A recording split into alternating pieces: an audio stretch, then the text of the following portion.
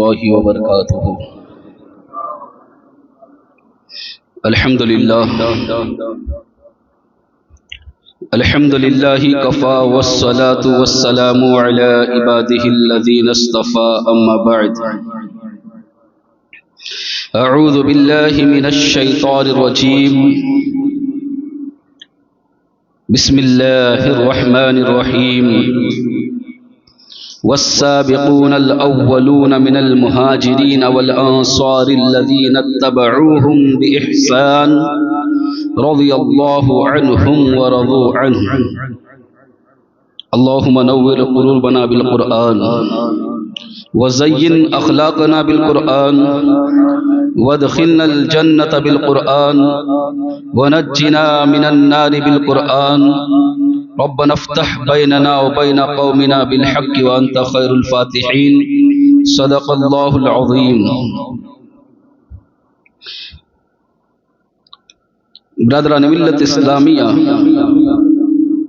خطبہ مسنونہ کے بعد میں نے جس آیت کریمہ کی ایک حصے کی تلاوت کرنے کا شرف حاصل کیا، اللہ تبارک و تعالی مجھے حق کہنے، آپ کو حق سننے، ہم سب کو اس پر عمل کرنے کی توفیق عطا فرمائے.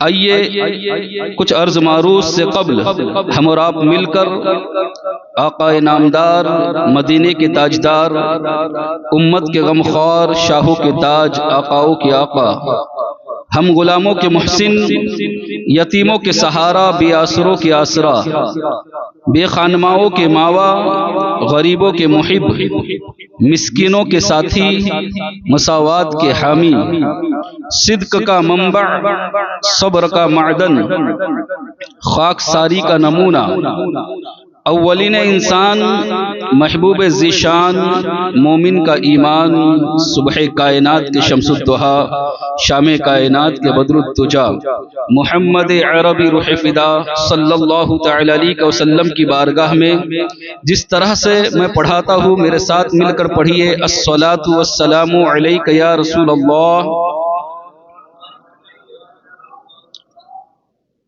سلام کا جواب بھی آہستہ سے ملتا ہے، درود شریف بھی آہستہ سے، سبحان اللہ بھی آہستہ سے.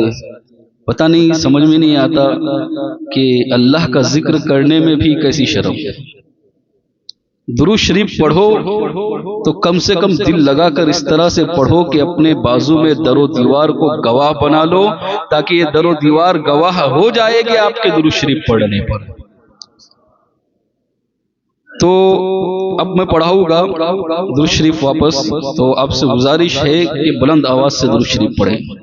الصلاۃ والسلام علیک یا حبیب اللہ، الصلاۃ والسلام علیک یا نبی اللہ، صلی اللہ تعالی علیہ وسلم. برادران ملت اسلامیہ،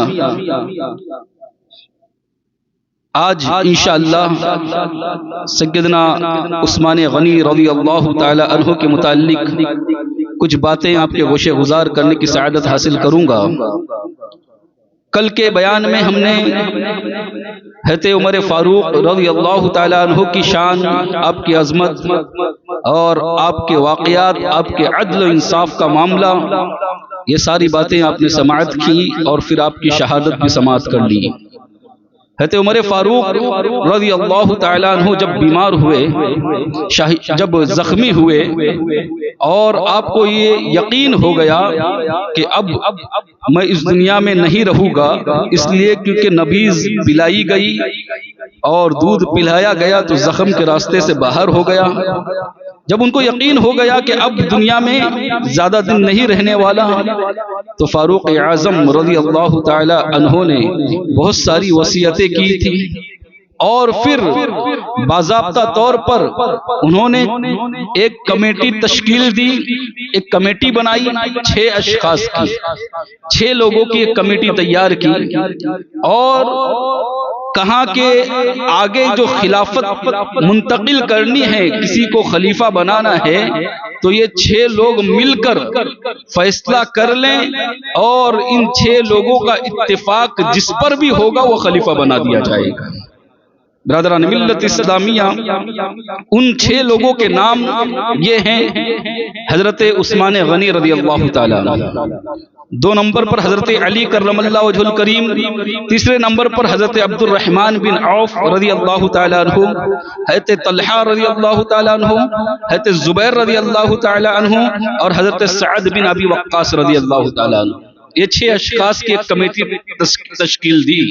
جب فاروق اعظم رضی اللہ تعالی عنہ کو دفنایا گیا، آپ کی تدفین ہوئی حضرت ابوبکر صدیق رضی اللہ تعالی عنہ کے پہلو میں، اس کے بعد پھر یہ لوگ اب خلیفہ بنانے کے لیے تیار ہوئے۔ انہوں نے کہا کہ جب ہم کو مشورہ دیا تھا اور ہمارے لیے وصیت کی تھی کہ ہم ہی میں سے کوئی خلیفہ منتخب کرے گا، تو اب یہ 6 کے 6 لوگ جو ہیں بیٹھ گئے۔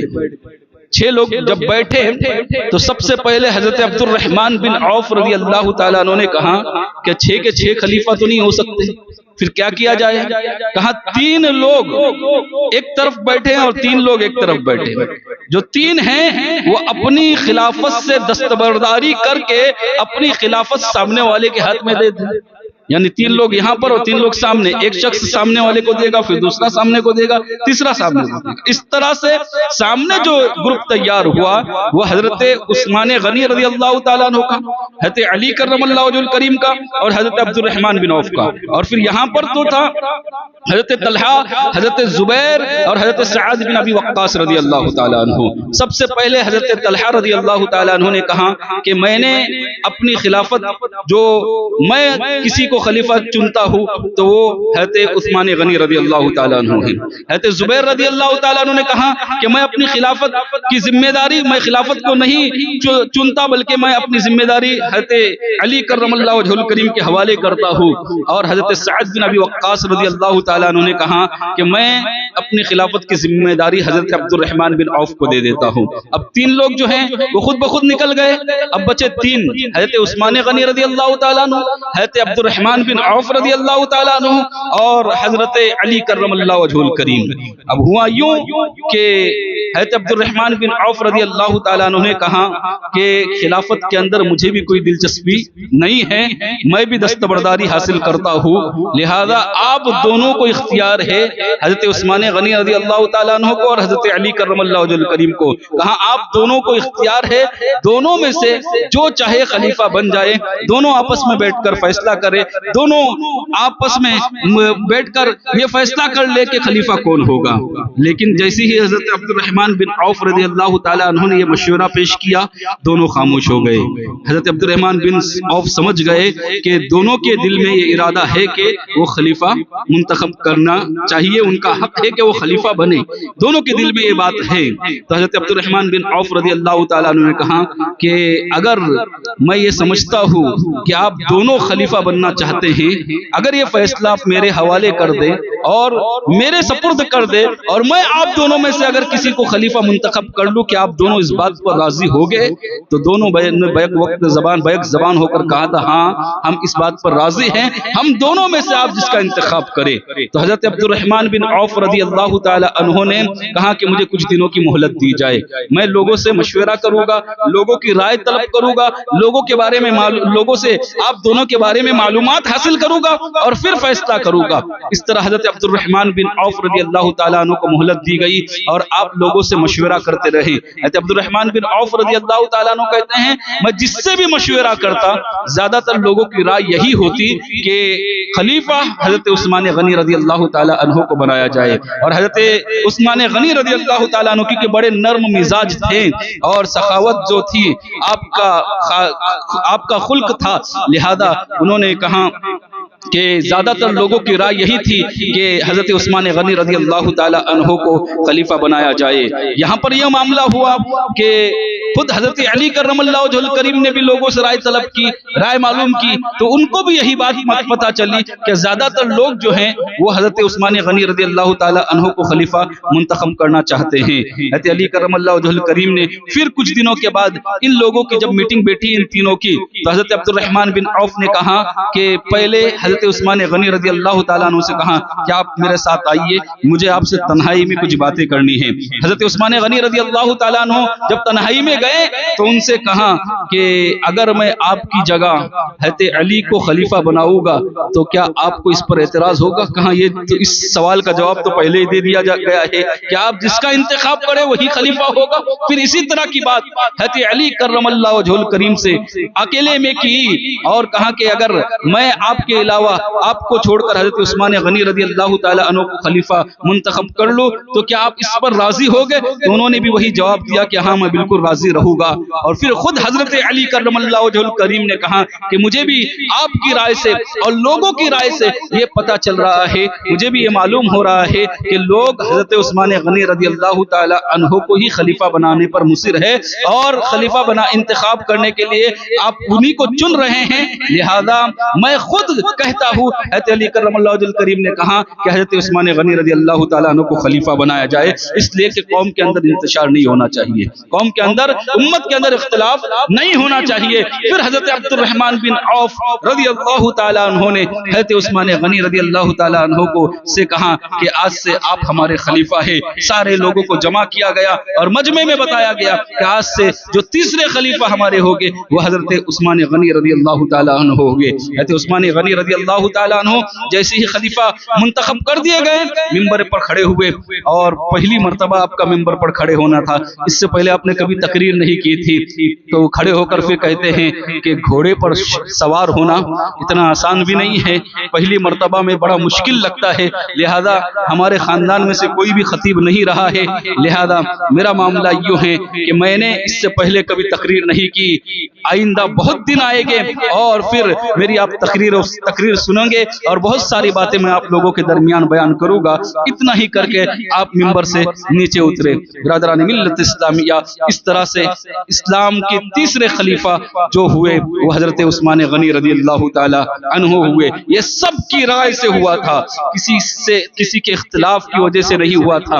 برادران ملت اسلامیہ، اس میں سب راضی تھے، اس زمانے میں بھی راضی تھے اور آج بھی اہل سنت والجماعت اسی پر راضی ہے، لیکن کچھ لوگوں کے دلوں میں پتہ نہیں آج بھی کوئی فتنہ اور فتور جاگ جاتا ہے اور طرح طرح کی باتیں کرتے ہیں حضرت عثمان غنی رضی اللہ تعالیٰ عنہ کے تعلق سے، فاروق اعظم رضی اللہ تعالیٰ عنہ کے تعلق سے، جبکہ ہماری زبانیں ان کے تعلق سے کھلنا بھی نہیں چاہیے، ان کی عظمتیں بہت بلند ہیں، لہذا وہ صحابی رسول ہیں، ان کا مقام بہت بلند و بالا ہے۔ بہرحال حضرت عثمان غنی رضی اللہ تعالیٰ عنہ خلیفہ منتخب کر دیے گئے، اور کیوں نہ کرتے، آپ کا مقام بھی بہت اعلیٰ ہے، عرفہ و اعلیٰ ہے۔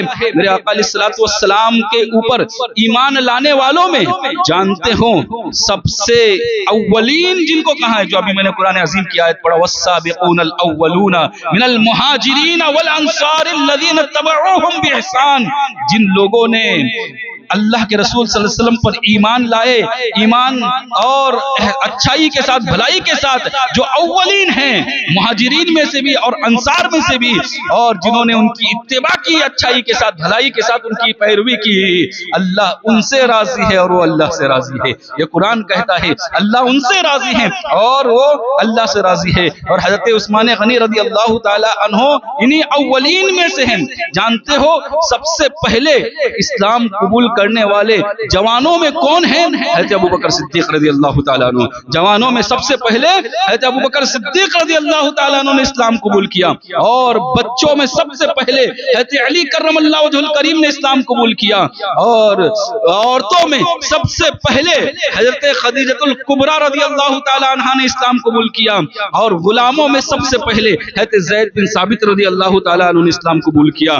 جب یہ چار لوگ اول ہوئے، پہلے ہوئے الگ الگ طریقے سے، پھر جو پانچویں شخص اگر کوئی تھے اسلام قبول کرنے والے، وہ کوئی اور نہیں تھے، حضرت عثمان غنی رضی اللہ تعالیٰ عنہ، یعنی پانچویں شخص آپ تھے جنہوں نے اسلام قبول کیا۔ حضرت عثمان غنی رضی اللہ تعالیٰ عنہ کی اسلام قبول کرنے کا واقعہ بھی بڑا پیارا ہے۔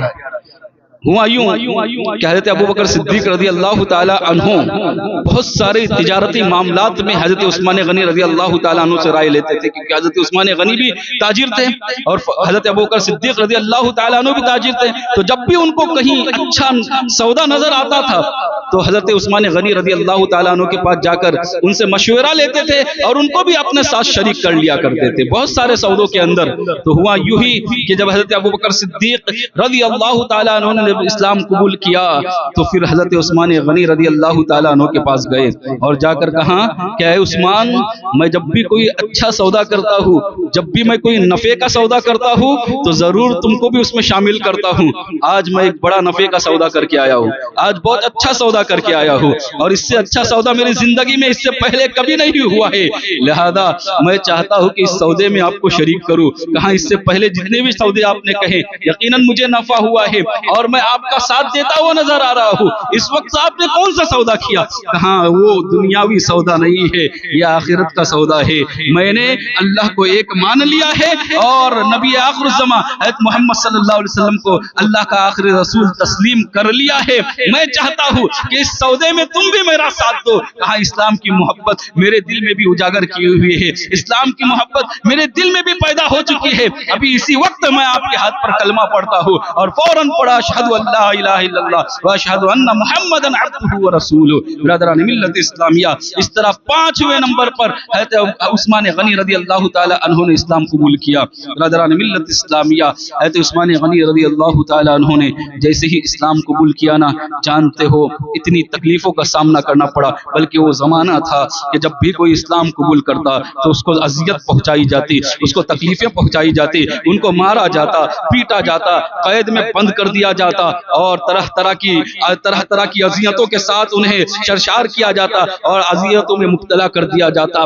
سیدنا عثمان غنی رضی اللہ تعالیٰ عنہ کے چچا حکم بن عاص جو تھا وہ شخص بڑا ظالم تھا، اس نے حضرت عثمان غنی رضی اللہ تعالی عنہ کو قید کر دیا اور قید کر کے آپ کے کھانے پر پابندی لگائی، رات میں جا کر آپ کو مارنے لگا اور آپ کو کئی دنوں تک قید و بند میں رکھا گیا، مارتا۔ اور جب حضرت عثمان غنی رضی اللہ تعالی عنہ کو مار مار کے وہ تھک جاتا تو حضرت عثمان غنی رضی اللہ تعالی عنہ کہتے ہیں کہ تمہیں کیا لگتا ہے کہ میں نے یوں ہی اسلام قبول کر لیا ہے؟ کہ تمہیں نہیں پتا کہ مجھے معلوم تھا میں اسلام قبول کروں گا تو اس حالات سے دوچار ہونا پڑے گا، میں مار کھاؤں گا، میں پیٹا جاؤں گا، میں اذیتوں میں مبتلا کر دیا جاؤں گا، سب کچھ ہونے والا تھا میرے ساتھ، مجھے یقین تھا اس بات پر اور میں ان سب کے لیے پہلے ہی تیار ہوں۔ یاد رکھنا سب کچھ چھوٹ سکتا ہے لیکن محمد عربی کا مضبوط دامن اپنے ہاتھوں سے میں نہیں چھوڑ سکتا ہوں، اس لیے کہ میں نے اپنے اللہ کو رب مان لیا ہے، میں نے اللہ کو ایک مان لیا ہے، محمد صلی اللہ علیہ وسلم کو آخری نبی تسلیم کر لیا ہے، تو لہذا اب کچھ بھی ہو جائے، میری جان چلی جائے لیکن ان کا دامن اب نہیں چھوڑوں گا، اور اس کے لیے میں بہت پہلے سے تیار ہو کر اسلام قبول کر لیا تھا میں نے۔ لہذا یہ اذیتیں میرے ہرگز اور یہ تکلیفیں دے کر تم یہ سوچتے ہوگے کہ اسلام کی راہ سے مجھے ہٹاؤ گے، تم اسلام کی راہ سے مجھے ہٹا نہیں پاؤ گے، اس لیے اپنے ارادے سے باز آ جاؤ اور مجھے میرے حال پر چھوڑ دو۔ جب حکم بن عاص نے دیکھا کہ یہ کسی طرح سے ماننے والے نہیں ہے تو پھر ان کو رہا کر دیا اور ان کو ان کے حال پر چھوڑ دیا۔ برادران ملت اسلامیہ، ذرا غور کریں کہ وہ لوگ اسلام قبول کرتے تھے، مار کھاتے تھے، اسلام قبول کرتے تھے، تکلیفوں میں مبتلا ہوتے تھے، اسلام قبول کرتے تھے، اذیتوں کا شکار ہوتے تھے۔ آج ہم مسلمان کے گھر پیدا ہوئے ہیں، ہمارا نام اسلامی ہے، ہمارا باپ مسلمان، ہمارے دادا مسلمان، اور آج ہم مسلمان، ہمارا نام اسلامی دے دیا، ہم سمجھتے ہیں یہی مسلمانی ہے۔ برادران ملت اسلام، کیا یہی وجہ ہے کہ اسلام کی آج ہمیں قدر نہیں ہے؟ ذرا صحابہ کرام رضوان اللہ تعالی علیہ اجمعین کی زندگی اگر دیکھیں گے آپ کہ کن صعوبتوں کے ساتھ، کن مشقتوں کے ساتھ، کن تکلیفوں کو برداشت کر کے یہ دین تمہارے تک پہنچایا ہے، یہ دین ہم تک پہنچایا ہے۔ اگر ان کی قربانیوں کو ہم نے یاد کیا ہوتا تو شاید آج یہ دن نہ دیکھنا پڑتا، آج ہم نمازوں سے غافل نہ ہوتے، آج ہم حرام کے قریب نہ جاتے، آج ہم جو ہیں گناہ کے قریب نہ جاتے، آج ہم فحش عریانیت اور فحاشیت کے اندر مبتلا نہ ہوتے۔ آج ہماری حالت جو ہوئی ہے، آج ہمیں اس احسان کا، اس صعوبتوں کا اور ان تکلیفوں کا احسان نہیں ہے آج ہمارے اوپر، ہم اس کو احسان نہیں سمجھتے اور اس کا تذکرہ ہم نہیں کرتے۔ یہی وجہ ہے کہ آج ہم دین سے دور ہے، صرف نام کے مسلمان رہ گئے ہیں۔ برادران ملت اسلامیہ، نماز چھوٹتی ہے کوئی افسوس نہیں ہے، اور برائیوں میں مبتلا ہوتے ہیں کوئی افسوس نہیں ہے، گناہ کرتے ہیں کوئی افسوس نہیں ہے۔ آقا علیہ الصلوۃ والسلام نے فرمایا تھا کہ جب بندہ گناہ کرتا ہے تو اس کے سینے پر ایک سیاہ نقطہ لگا دیا جاتا ہے، سیاہ نقطہ اس کے دل پر لگتا ہے، اس طرح سے وہ گناہ کرتا ہے رہتا ہے اور سیاہ نقطے بڑھتے جاتے ہیں، اور جب سیاہ نقطے لگ کے دل جب مکمل طور پر سیاہ ہو جاتا ہے، مکمل طور پر جب کالا ہوتا ہے تو پھر گناہ کا احساس بھی باقی نہیں رہتا۔ مسلمانوں سچ کہنا، کیا گناہ کا احساس آج باقی ہے ہمارے پاس؟ کہ ہم نماز چھوڑتے ہیں احساس ہوتا ہے گناہ کیا ہم نے؟ کہ ہم روزے چھوڑتے ہیں کیا احساس ہوتا ہے ہم نے کچھ کیا، ہم نے گناہ کیا؟ کہ ہم سنیما دیکھتے ہیں، ہم پکچریں دیکھتے ہیں، ہم ننگے فلمیں دیکھتے ہیں، سچ کہنا کیا اس دل کے اندر کہیں بھی یہ خیال آتا ہے کہ ہم گناہ کر رہے ہیں؟ اگر یہ احساس باقی ہے تو پھر یقیناً کسی نہ کسی دن اللہ کی طرف سے توبہ کی توفیق مل جائے گی، لیکن اگر یہ احساس ختم ہو گیا ہے تو پھر یاد رکھنا پھر توبہ کی توفیق بھی نہیں ملے گی، اس لیے کہ دل ہی سیاہ ہو چکا ہے مکمل طور پر، پھر اب اس کو گناہ کا احساس باقی نہیں رہتا۔ برادران ملت اسلامیہ، صحابہ کرام رضوان اللہ تعالی علیہ مجمعین نے بڑی مشقتوں کے ساتھ یہ دین ہم تک پہنچایا ہے۔ اللہ والوں نے بڑی مشقتیں اٹھا کر اپنے خاندان کو چھوڑ کر، اپنے فیملیز کو چھوڑ کر، اپنے رشتہ داروں کو چھوڑ کر، اور پھر یہ دین آپ تک پہنچایا ہے۔ آپ تو سب اپنے رشتہ داروں کے بیچ میں ہے، اپنے خاندان کے بیچ میں ہے، اس کے باوجود بھی اگر ہم اسلام پر عمل نہیں کریں گے تو اس سے بڑھ کر ہماری کم نصیبی اور کیا ہو سکتی ہے۔ برادران ملت اسلامیہ، حضرت عثمان غنی رضی اللہ تعالی عنہ نے بھی بڑی صعوبتیں برداشت کی ہیں اور بڑی تکلیفوں کا سامنا کیا ہے، اور لیکن ایک مقام ایسا ہے، حضرت عثمان غنی کی ایک فضیلت ایسی ہے جس کے بارے میں علماء نے لکھا ہے کہ وہ فضیلت ایسی ہے حضرت عثمان غنی کی کہ حضرت آدم علیہ نبی علیہ السلام سے لے کر آج تک اور قیامت تک ایسی فضیلت کسی اور کو نہیں ملنے والی ہے، کسی کو ایسی فضیلت نہیں ملے گی۔ جانتے ہو فضیلت کیا ہے؟ وہ فضیلت یہ ہے کہ اللہ کے رسول تاجدار مدینہ صلی اللہ علیہ وسلم نے حضرت عثمان غنی رضی اللہ تعالیٰ عنہ کے نکاح میں یکے بعد اپنی 2 بیٹیاں آپ کے نکاح میں عطا کی۔ یہ فضیلت کسی کو نہیں ملی ہے آج تک جو فضیلت حضرت عثمان غنی کو ملی۔ برادران ملت اسلامیہ، ایک بیٹی کا انتقال ہوا، پھر دوسری بیٹی آپ کے نکاح میں تھی۔ یہ فضیلت کسی نبی کے امتی کو نہیں ملی ہے، اور میرے آقا علیہ الصلوۃ والسلام کے بھی کسی صحابی کو یہ فضیلت نہیں ملی۔ یہ فضیلت اگر ملی ہے تو تنہا حضرت عثمان غنی رضی اللہ تعالیٰ عنہ کو ملی ہے۔ یہ فضیلت ایسی ہے جس میں آپ تنہا ہیں کہ آقا علیہ الصلوۃ والسلام کی 2 بیٹیاں آپ کے نکاح میں ایک بعد دیگرے آئی۔ برادران ملت اسلامیہ، آقا کی بیٹی نکاح میں آنا یہ کتنی فضیلت کی بات ہے، یہ چھوٹی موٹی بات ہے، ہرگز نہیں۔ یاد رکھنا حضرت عثمان غنی رضی اللہ تعالی عنہ کے اگر خلاف کوئی زبان درازی کرتا ہے اور منہ کو کھولتا ہے تو اس سے دوری بنائے رکھنا، ورنہ آپ بھی گمراہ ہو جاؤ گے۔ ایک شخص تھا جو حضرت عثمان غنی رضی اللہ تعالی عنہ پر بھپتیاں کستا تھا، تانے دیتا تھا، الگ الگ باتیں کرتا تھا، یہاں تک کہ کہتا تھا کہ حضرت عثمان غنی معاذ اللہ یہودی تھی۔ اللہ اکبر، اس طرح کی باتیں بھی کرتا تھا۔ برادران ملت اسلامیہ، ایک عالم دین سے اس کا سابقہ پڑا، ایک عالم دین سے اس کو پتا چلا کہ فلاں شخص ہے جو ہمارے مسجد کا مقتدی بھی ہیں، اور اس کا حال یہ ہے کہ حضرت عثمان غنی رضی اللہ تعالیٰ عنہ کو یہودی تک کہتا ہے۔ عالم دین نے کہا اسے اچھی طریقے سے سمجھاؤ گا میں۔ اس شخص کو بلایا، اتفاق سے اس کی ایک جوان بیٹی تھی، اس شخص کو بلایا اور بلا کر اس شخص سے کہا کہ مجھ پر تمہیں یقین ہے، بھروسہ ہے؟ کہا ہاں یقیناً، آپ ہمارے امام ہو، آپ پر نہیں بھروسہ تو کس پر بھروسہ کرے گی؟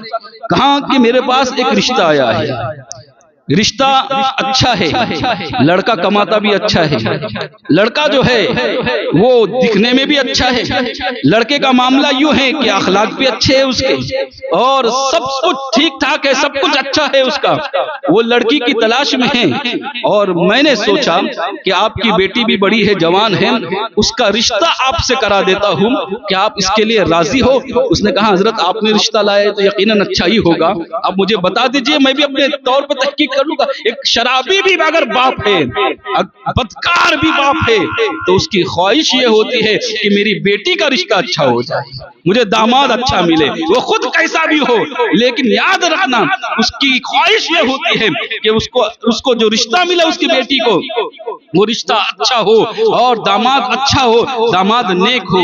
برادران ملت اسلامیہ، تو اس عالم دین نے کہا کہ ایسا ایسا رشتہ ہے۔ اس نے کہا ٹھیک ہے، اب رشتہ بھی بتا دیجئے۔ کہا رشتہ بعد میں بتاؤں گا، پہلے اپنے گھر والوں سے جا کے مشورہ کر لو، اپنے گھر والوں سے جا کر بات کر لو، اگر وہ راضی ہو گئے تو پھر بات آگے بڑھائی جائے گی۔ برادران ملت اسلامیہ، وہ بڑا خوش ہو کر گھر گیا۔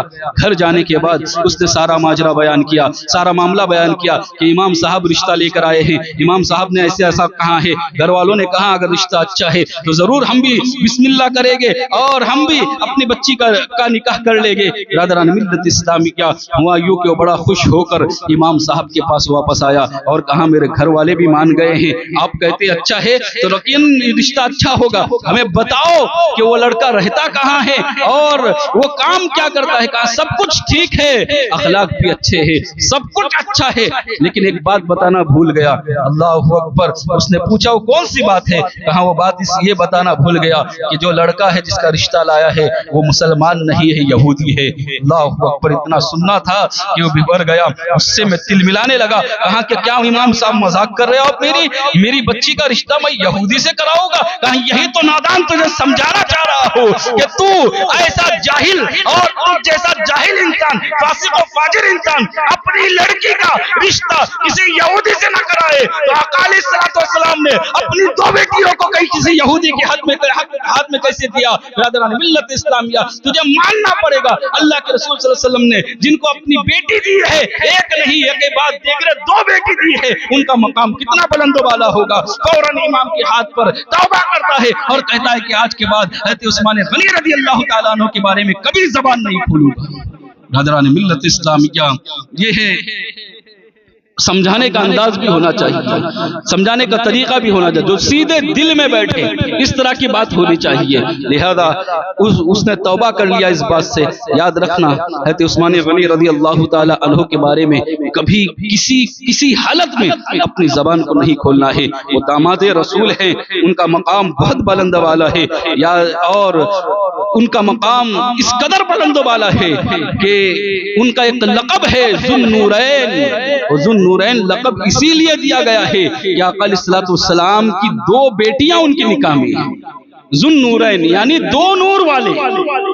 ذو النورین کا مطلب ہوتا ہے عثمان بن ذو النورین، عثمان ذو النورین کہتے ہیں نا، تو اس کا مطلب کیا؟ مطلب یہ کہ دو نور والے۔ دو نور کا مطلب یہی ہے کہ آقا علیہ السلام نے اپنی دو بیٹیاں یکے بعد دیگرے حضرت عثمان غنی کے نکاح میں دی، اس لیے وہ ذو النورین ہو گئے، یعنی دو نور والے ہو گئے۔ برادران ملت اسلامیہ، یہ سب ہر کوئی مانتا ہے، جماعتی بھی مانتے ہیں اور اہل حدیث بھی مانتے ہیں، ان کو کہتے ہیں ذو النورین، دو نور والے۔ کیوں کہتے ہیں؟ حضرت نبی کریم صلی اللہ علیہ وسلم کی دو بیٹیاں ان کے نکاح میں ہیں تو ذو النورین۔ تو میں عرض کرنا چاہتا ہوں کہ تمہارا دماغ کہاں خراب ہو گیا ہے، تمہیں اتنی بھی سمجھ نہیں آتی کہ نبی جس کو اپنی دو بیٹی دے دے وہ ذو النورین ہو جائے تو نبی کے نور کا عالم کیا ہوگا؟ نبی کو نور ماننے سے انکار کرتے ہو۔ نبی بیٹی دے دے تو وہ دو نور والے ہو جائے، تو پھر نبی خود نور والے نہیں تو پھر کون ہے؟ نبی نور نہیں تو پھر کون ہے؟ برادران ملت اسلامیہ، جب اس بات کو سب مانتے ہیں تو پھر اس بات کو بھی مان لیتے تو کتنا اچھا ہوتا کہ ہمارا عقیدہ ہے کہ نبی نور بھی ہے اور نبی بشر بھی ہے۔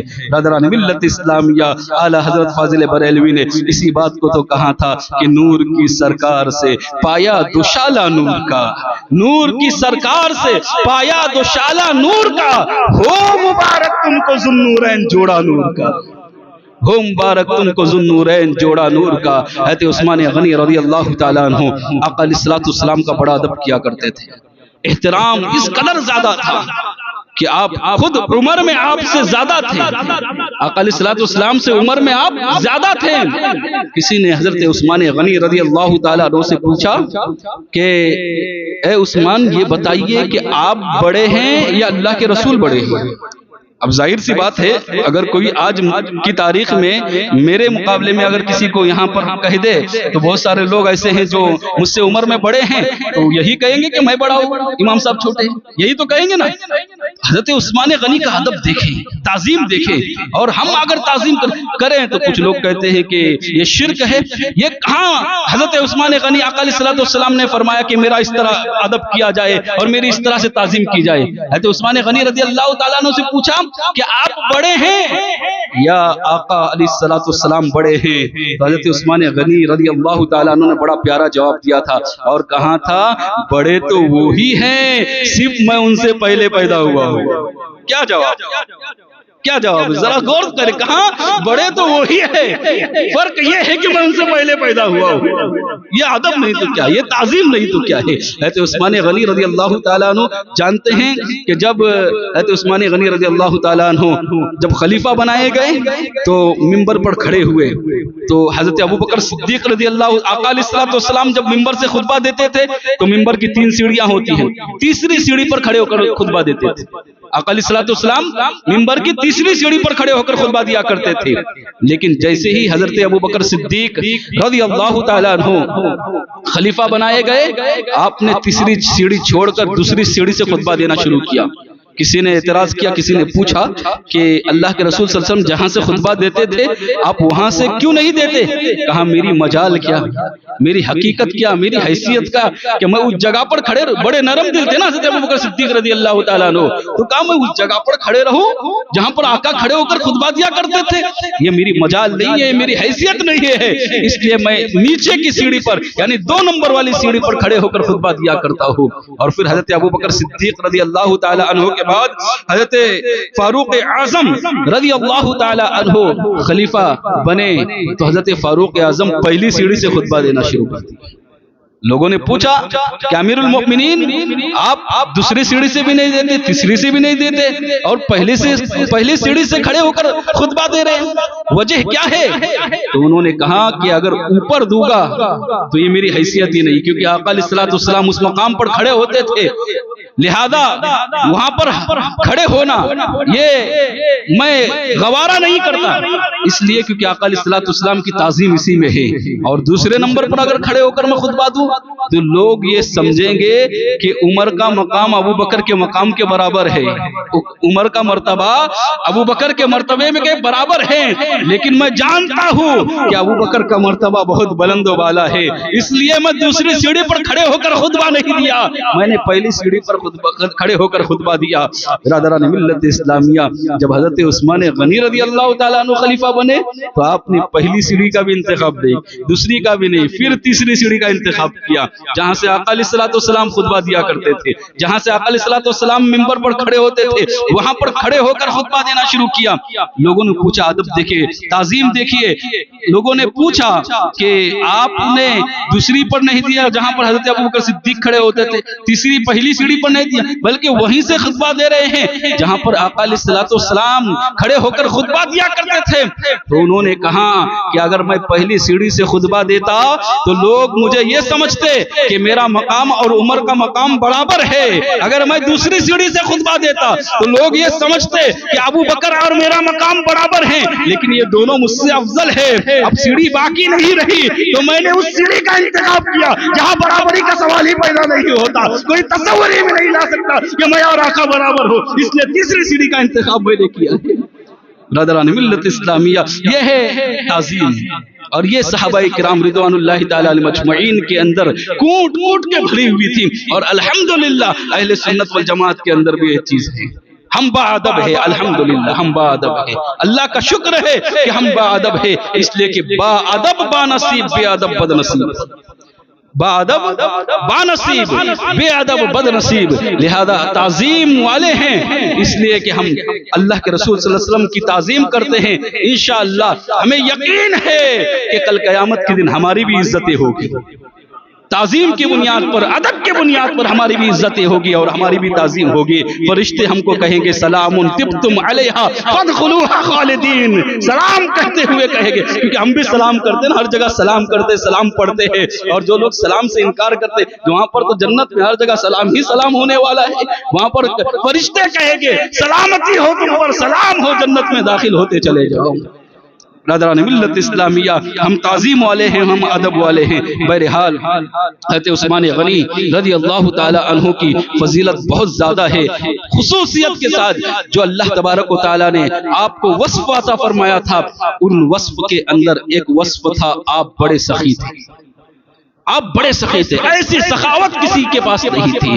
یہاں تک کہ آقا علیہ الصلوۃ والسلام کی بارگاہ میں کوئی شخص آتا اور وہ سوال کرتا تو اللہ کے رسول صلی اللہ علیہ وسلم جانتے تھے کہیں ملے نہ ملے، عثمان غنی کے دروازے پر بھیج دیتے تھے۔ یہی حال حضرت ابوبکر صدیق رضی اللہ تعالیٰ عنہ کی خلافت میں بھی تھا۔ آپ خلیفہ ہیں، کوئی سائل آتا تھا مانگنے کے لیے اور آپ کے پاس نہ ہوتا تو حضرت عثمان غنی کے دروازے پر بھیج دیتے۔ فاروق اعظم بھی اسی طرح کرتے تھے۔ برادران ملت اسلامیہ، آپ نے بڑی سخاوت کی، اس لیے یاد رکھنا اللہ دولت تو بہت ساروں کو دیتا ہے، لیکن اللہ کی راہ میں خرچ کرنے کا جذبہ ہر کسی کو نہیں ملتا۔ اس لیے دعا کرتے رہنا کہ اللہ دولت دے تو حضرت عثمان غنی کی سخاوت کا صدقہ بھی عطا فرمائے، ورنہ یہ سب کچھ چھوڑ کر چلے جاؤ گے، کچھ باقی نہیں رہے گا۔ ایک بات یاد رکھنا، سب کچھ چھوڑو گے، جانے کے بعد آپ کی اولاد جو ہے اس پر عیاشی کرے گی، اس پر گناہ کرے گی اور نہ جانے کن کاموں میں صرف کرے گی، اور صرف وہ کرے گی اور جواب آپ کو دینا پڑے گا، حساب آپ کو دینا پڑے گا۔ اس لیے سب کچھ چھوڑ کر جانے والے ہو۔ اور آقا علیہ الصلوۃ والسلام نے ایک جگہ ارشاد فرمایا تھا کہ جب میرے رب کی بارگاہ میں خرچ کرنے کا معاملہ آئے تو حساب سے خرچ نہ کرو، کہیں ایسا نہ ہو کہ اللہ بھی تمہیں حساب سے دینا شروع کر دے۔ اس کی راہ میں بے حساب خرچ کرو، اللہ تبارک و تعالیٰ تمہیں بھی بے حساب عطا فرمائے گا۔ برادران ملت اسلامیہ، حضرت عثمان غنی رضی اللہ تعالیٰ عنہ ایک مرتبہ قحط پڑا مدینے کے اندر، قحط سالی کا عالم تھا، لہذا لوگوں کے گھروں میں اناج بھی نہیں تھا، لوگ بھوک کی شدت سے تڑپ رہے تھے، بھوک کو محسوس کر رہے تھے، اور کسی کے پاس بہت کم لوگ ایسے تھے جن کے پاس کچھ کھانے کے لیے تھا۔ اسی درمیان حضرت عثمان غنی رضی اللہ تعالیٰ عنہ کا مال تجارت آتا ہے اور اس میں گندم اور طرح طرح کی کھانے کی چیزیں تھیں، اور جانتے ہو ایک اونٹ پر، 2 اونٹ پر، 3 اونٹ پر سوار ہو کر نہیں آیا، بلکہ روایت میں آتا ہے کہ 100 اونٹ پر سوار ہو کر آپ کے اناج آیا تھا اور سامان تجارت آیا تھا، 100 اونٹ پر سوار ہو کر آیا تھا۔ اب جب لوگوں کو پتا چلا کہ حضرت عثمان غنی رضی اللہ تعالیٰ عنہ کے پاس جو ہے بہت زیادہ مال تجارت آیا ہوا ہے اور بہت زیادہ مال آیا ہے، تو جن لوگوں نے پیسے جمع کر کے رکھے تھے نا، جن کے پاس پیسے تھے، وہ لوگ فوراً پہنچے حضرت عثمان غنی رضی اللہ تعالیٰ عنہ کے پاس اور جا کر کہنے لگے، حضرت آپ ہمیں عطا کر دیجئے، آپ ہمیں دیجئے، آپ نے جس بھاؤ میں لایا ہے اس کا دوگنا ہم ادا کریں گے اور ڈبل بھاؤ آپ کو دیں گے، آپ یہ چیزیں ہم کو دے دے۔ وہ جانتے تھے کہ قحط کا عالم ہے، لہذا لوگوں کے پاس پیسے تو موجود ہیں، اناج موجود نہیں ہے، کھانے کی اشیاء موجود نہیں ہے، ہم اس کا فائدہ اٹھائیں گے اور 2 گنا میں خرید کر 4 گنا میں بیچیں گے۔ یہی تو حال ہے نا لوگوں کا، یہی تو لوگوں کی سوچ ہے، یہی لوگوں کی سمجھ ہے، بس کس طرح سے 1 گنا کا ایک چیز کا 4 گنا فائدہ کیسے اٹھایا جائے، 1 گنا کا 10 گنا فائدے کیسے اٹھایا جائے۔ یہی حال ہمارا کورونا کے اندر بھی ہوا تھا، بہت سارے ایسے تاجر تھے، بہت سارے اچھے بھی تھے جنہوں نے خدمت کی، ایسا نہیں، لیکن کچھ لوگ ایسے بھی تھے اس زمانے میں کہ اس زمانے میں لوگوں کا اتنا فائدہ اٹھایا کہ کوئی چیز جس کا بھاؤ بالکل کم ہوتا تھا اس کا ڈبل کیا 4 گنا زیادہ کر کے بیچا کرتے تھے۔ برادران ملت اسلامیہ، ایسا نہیں کرنا چاہیے، کسی کی مجبوری کا فائدہ نہیں، بلکہ تاجر لوگ رہتے ہیں ان کا دماغ ویسا ہی رہتا ہے۔ بہرحال لوگ پہنچے حضرت عثمان غنی رضی اللہ تعالیٰ عنہ کے دروازے پر، کہنے لگے کہ جس قیمت میں آپ نے خریدا ہے ہم 2 گنا دیں گے، یہ مال ہم کو عطا کر دیجئے۔ حضرت عثمان غنی رضی اللہ تعالیٰ عنہ نے کہا کہ یہ مال میں بیچ چکا ہوں، یہ مال کی خریداری کوئی کر چکا ہے اور تم کہتے ہو 2 گنا اس سے بھی زیادہ دینے کا وعدہ کیا ہے۔ برادران ملت اسلامیہ، لوگوں نے کہا ہم 3 گنا دیں گے، کہا اس سے بھی زیادہ دینے کا ارادہ ہے، اس سے بھی زیادہ دینے کا وعدہ کیا ہے، کہا کتنا، ہم 4 گنا دیں گے، کہا اس سے بھی زیادہ دینے کا وعدہ کیا ہے، کہا 5 گنا دیں گے، کہا اس سے بھی زیادہ دینے کا وعدہ کیا۔ سب حیران हैरान हुए कि इतना ज्यादा, इतना महंगा किसने खरीदा? 5 गुना ज्यादा। कहा हम 5 गुना भी देने के लिए तैयार है, कहा उससे भी ज्यादा देने का किसी ने वादा किया है। बिरादरान मिल्लत इस्लामिया, लोग मायूस होकर वापस चले गए। उनको ऐसा लगा कि शायद इन्हें बेचना ही नहीं है, वरना 6 गुना ज्यादा कौन रकम देगा इसकी।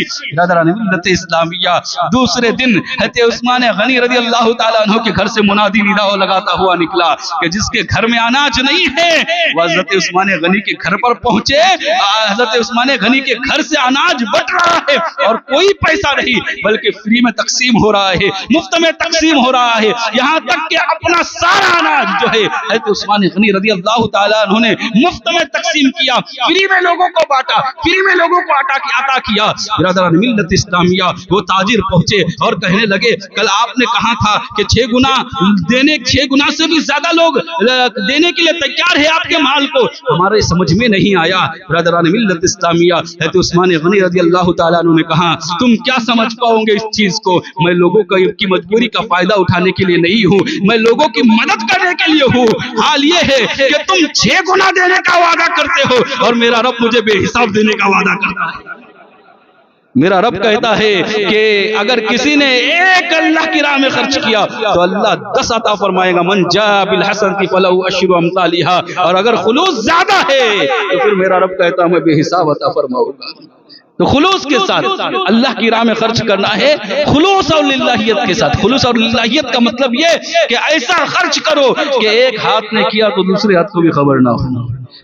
ऐसा खर्च करो, वाविला ना करते बैठो, ढंडोरा ना पीटते बैठो कि मैंने ऐसा किया, मैंने वैसा किया, मैंने इतनी मदद किया, मैंने इसको राह रास्ते पर लाया और इसको नौकरी लगा कर दिया और इसका कारोबार सेट करके। नहीं, तुम और हम कौन होते? अल्लाह ने जरिया बनाया, अल्लाह का शुक्र अदा करो कि अल्लाह तूने मुझसे ये काम लिया है। लिहाजा हरगिज इसका ढंडोरा पीट कर अपनी नेकी को जाये न करो, इसलिए कि अल्लाह तबारक व तआला ने फरमाया है कि अगर कोई एहसान जताकर अगर कोई देता है और उसका देने के बाद एहसान जताता है तो अल्लाह तबारक व तआला उसकी नेकी को जाये फरमा देता है। लिहाजा एहसान जताने के 2 तरीके होते हैं, एक तो ये कि लोगों में बोलता फिरे कि मैंने ऐसा किया है, और दूसरा एहसान जताने का तरीका ये भी है कि उससे कोई काम ले। इसलिए अल्लाह वाले जब किसी की मदद करते थे ना तो उससे काम भी नहीं लेते थे, उससे काम भी नहीं। आज हम अगर किसी की मदद कर दें तो फिर उससे इतना काम कराएंगे जब तक वसूल ना कर ले उसको जो दिया है, जब तक कि उससे काम कराते रहेंगे, और अगर उसने ना बोला फिर तो बस खत्म। बिरादरान मिल्लत इस्लाम ये मिजाज ना बनाए, मिजाज ये बनाए अगर आपने ये किया तो फिर आज यहाँ पर ठीक है, आपका नाम होगा कि आप बड़े सखी हो, आप अच्छे आदमी हो, सब कुछ हो, लेकिन आखिरत में कोई अजर नहीं मिलेगा, तो फिर फायदा क्या करने का। लिहाजा आखिरत का अजर चाहते हो तो जनाब उस्मान गनी रज़ी अल्लाह ताला अन्हु जैसी सखावत करनी होगी। बिरादरान मिल्लत इस्लामिया, आपकी सखावत के बेशुमार वाक़यात है ऐसे। मैं मुख्तसरन एक वाक़या बोलकर फिर आपकी शहादत बयान करूंगा। हज़रत उस्मान गनी, अल्लाह के रसूल ताजदार मदीना सल्लल्लाहु अलैहि वसल्लम के पास एक शख्स आया, और बड़ा मशहूर वाक़या है लेकिन बड़ा प्यारा वाक़या है।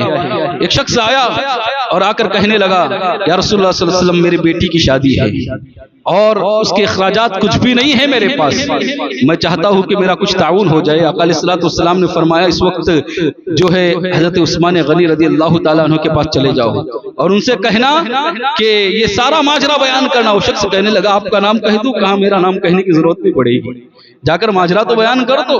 तो उस्मान गनी के पास कह दो, है ना, किसी की सिफारिश की जरूरत ही नहीं है। वहां पर मोहताज आता है, जरूरतमंद आता है और वो मदद करते चले जाते हैं। कहा कि नाम लेने की भी जरूरत नहीं पड़ेगी, जाओ तो सही, तुम वहां जाकर अपना माजरा, अपना दुखड़ा बयान करो, वो जरूर तुम्हारी मदद करेगी।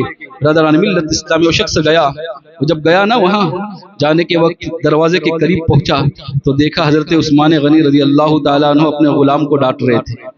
और किस बात पर डांट रहे थे? इस बात पर डांट रहे थे कि खाने में नमक के कुछ खरे ज्यादा डाल दिए थे उन्होंने, कुछ टुकड़े ज्यादा डाल दिए थे, इस पर डांट रहे थे। वो शख्स वापस पलटा और वापस आ गया। कहा जो खाने में नमक के ज्यादा खड़े पड़ने पर गुलाम को डांटेगा वो मेरी क्या मदद करेगा। वापस आए, जब दूसरे दिन आका अलैहिस्सलातु वस्सलाम से मुलाकात हुई, कहा कुछ मदद की उस्मान ने मेरे? तो कहा या रसूलुल्लाह सल्लल्लाहु अलैहि वसल्लम, मैं गया था लेकिन हिम्मत ना हुई, میں کچھ کہہ نہ سکا. کہا ٹھیک ہے آج چلے جاؤ, یقیناً وہ تمہاری مدد کرے گی. وہ سوچ میں پڑ گیا, اللہ کے رسول صلی اللہ علیہ وسلم اس اعتماد کے ساتھ کہہ رہے ہیں اور وہاں جانے کے بعد نمک کے کھڑوں پر کوئی ڈانٹتا ہے. لہذا حضرت عثمان غنی رضی اللہ تعالیٰ عنہ کے دربار میں کہا کہاں چلے جاتا ہوں. دوسرے دن گیا, جیسے ہی دروازے پر پہنچا تو حضرت عثمان غنی رضی اللہ تعالیٰ عنہ اپنے غلام کو ڈانٹ رہے تھے اس بات پر کہ رات میں جو چراغ جلایا تھا اس کی لو جو تھی وہ زیادہ موٹی کر دی تھی, اس لیے تیل زیادہ جل گیا ہے. اس کی لو جو ہے وہ تھوڑی پتلی ہوتی ہے تو تیل کم جلتا. اللہ اکبر, یہ پھر پریشان ہو گئے, سوچ میں پڑ گئے کہ ماجرا کیا ہے. آقا جن کے دربار میں بھیج رہے ہیں حال تو یہ ہے کہ وہ چھوٹی چھوٹی باتوں پر ڈانٹ رہے ہیں, چھوٹی چھوٹی باتوں سے منع کر رہے ہیں, تیل زیادہ جل گیا اس پر منع کر رہے ہیں. لہذا وہ واپس آئے. اللہ کے رسول صلی اللہ علیہ وسلم نے پھر پوچھا عثمان نے کچھ دیا؟ کہا یا رسول اللہ صلی اللہ علیہ وسلم ہمت ہی نہ ہو پائی, میں گیا لیکن واپس آیا. کہا جاؤ میں کہتا ہوں یقیناً وہ تم کو دے گے. جب اتنا اعتماد سنا نا, تیسرے دن گئے, جیسے ہی دروازے کے قریب گئے حضرت عثمان غنی رضی اللہ تعالیٰ عنہ کو دیکھا. کہا اندر آؤ. انہوں نے سلام کیا, اندر آئے. حضرت عثمان غنی رضی اللہ تعالیٰ عنہ نے بٹھایا. بٹھانے کے بعد آپ کو شربت پیش کیا اور کہا میں 2 دن سے دیکھ رہا ہوں کہ تم دروازے پر آتے ہو اور واپس چلے جاتے ہو. کوئی ماجرا ہے, کوئی دکھرا ہے, کوئی تکلیف ہے, وہ مجھ سے بیان کرو. اس نے کہا کہ میری بیٹی کی شادی ہے, میں چاہتا ہوں کہ کچھ مدد ہو جائے. حضرت عثمان غنی رضی اللہ تعالیٰ عنہ نے فوراً اپنی تجوری کی چابی نکالی اور اس کے حوالے کی اور کہا یہ تجوری کھول اور تیری جتنی ضرورت ہے اس تجوری سے لے کر چلے جا. برادران ملت اسلام نے کہا تیری جتنی ضرورت ہے, گنے نہیں بلکہ تجھے جتنی ضرورت ہے, یہ سخاوت ہے. حضرت عثمان غنی رضی اللہ تعالیٰ عنہ کی برادران ملت اسلامیہ کہا تجھے جتنی ضرورت ہے تو اپنی ضرورت کے مطابق لے کر چلے جا. اس نے تجوری کھولی اور اپنی ضرورت کے مطابق, کیونکہ ایماندار ہوتے تھے پہلے کے لوگ, آج جیسا نہیں کہ اگر کسی نے فائدہ کسی نے اگر تھوڑی سی چھوٹ دے دی تھی تو اس کا ناجائز فائدہ اٹھایا جائے, نہیں بلکہ اپنی ضرورت کے مطابق انہوں نے وہاں سے نکالا اور پھر تھوڑی دیر کے بعد بیٹھ گئے. کبھی رقم کو دیکھتے تھے, کبھی حضرت عثمان غنی کو دیکھتے تھے. حضرت عثمان غنی رضی اللہ تعالیٰ عنہ نے کہا پریشان نظر آ رہے ہو, کیا بات ہے؟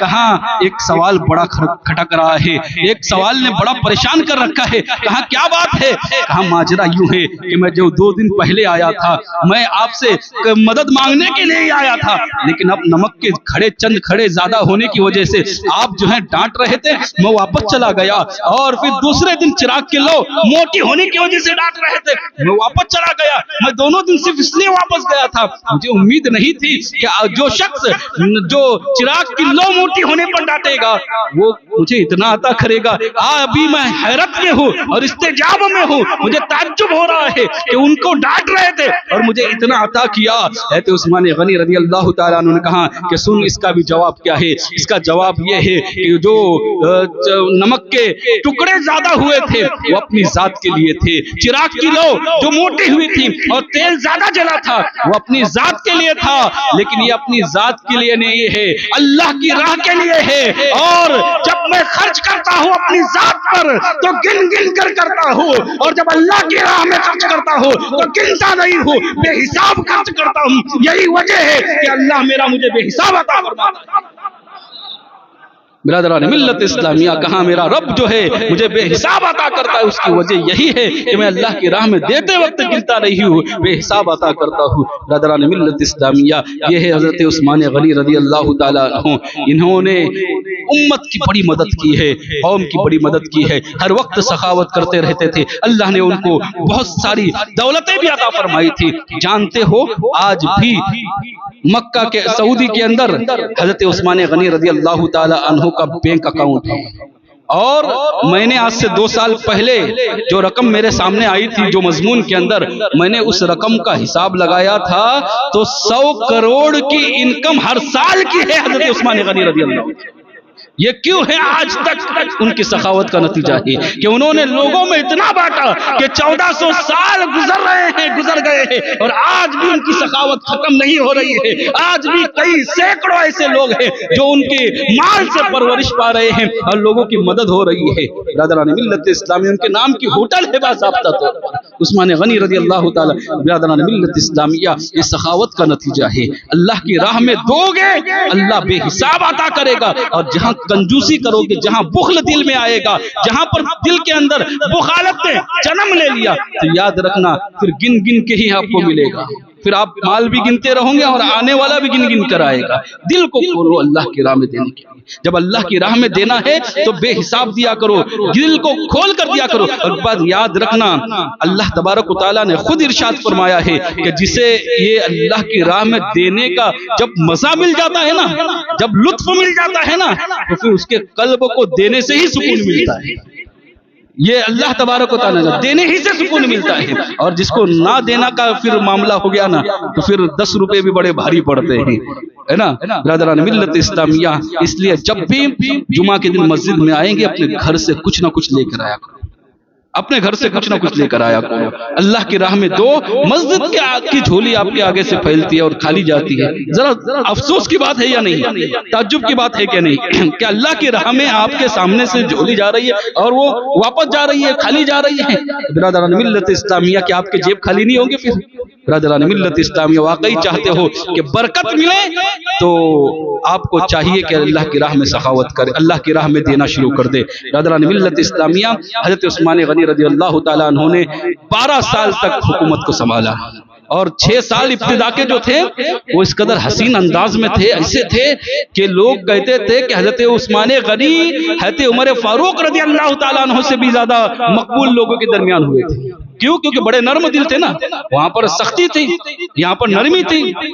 نرم دل ہونے کی وجہ سے 6 سال تک حضرت عثمان غنی رضی اللہ تعالیٰ عنہ کی بڑی مقبولیت ہوئی, لیکن اسی نرمی نے آپ کو نقصان پہنچایا. اس لیے یاد رکھنا کہ ہر جگہ پر نرم نہیں ہوا جاتا ہے, کہیں کہیں سخت بھی ہونا پڑتا ہے, حالات کے حساب سے چلنا پڑتا ہے. برادران ملت اسلامیہ حضرت عثمان غنی رضی اللہ تعالیٰ عنہ نرم طبیعت کے حامل تھے.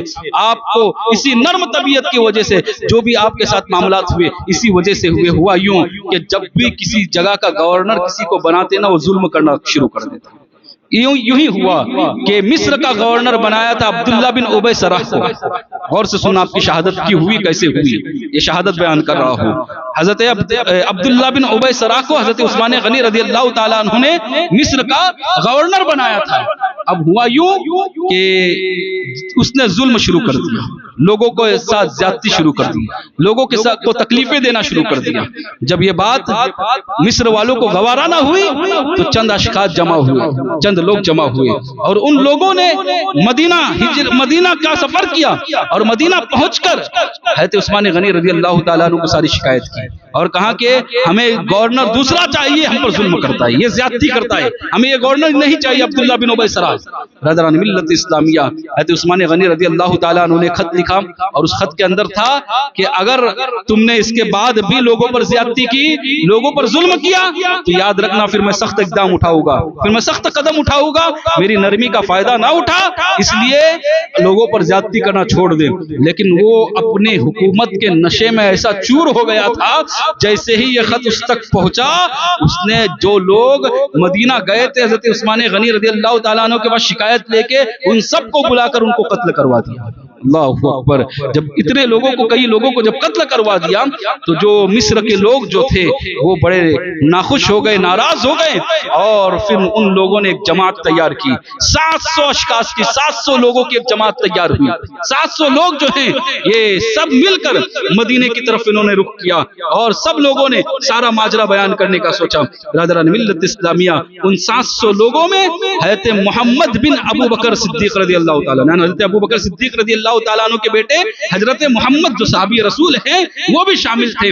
جب یہ 700 لوگوں کا قافلہ مدینہ پہنچا تو یہ لوگ سب سے پہلے حضرت علی کرم اللہ وجہ الکریم کے پاس گئے, اور وہاں جانے کے بعد سارا ماجرا بیان کیا کہ عبداللہ بن ابی سرح نے اس طرح کی حرکت کی ہے, اور جن لوگوں نے شکایت کی تھی ان لوگوں کو قتل کر دیا ہے. ہمیں عبداللہ بن ابی سرح نہیں چاہیے, اور اس نے جو قتل کیا ہے اس کی سزا بھی اس کو دینی ہوگی. برادران ملت اسلامیہ حضرت علی کرم اللہ وجہ الکریم نے اجلہ صحابہ جو تھے بڑے بڑے صحابہ تھے ان کو جمع کیا, سارے لوگوں سے کہا کہ تم سب مل کر حضرت عثمان غنی رضی اللہ تعالیٰ عنہ کے پاس جاتے ہیں اور حضرت عثمان غنی رضی اللہ تعالیٰ عنہ جو اس وقت امیر المؤمنین ہیں ان سے یہ سارا ماجرا بیان کرتے ہیں. برادران ملت اسلامیہ وہ سارے لوگ مل کر حضرت عثمان غنی رضی اللہ تعالیٰ عنہ کے پاس پہنچے. حضرت عثمان غنی رضی اللہ تعالیٰ عنہ کو جب یہ پتا چلا, آپ نے کہا کہ آپ لوگ مصر کے جو آئے ہوئے لوگ تھے ان لوگوں سے کہا کہ تم آپ لوگ مل کر اپنا امیر اپنا گورنر منتخب کر لو, میں لکھ کر دیتا ہوں کہ آج سے وہی امیر رہے گا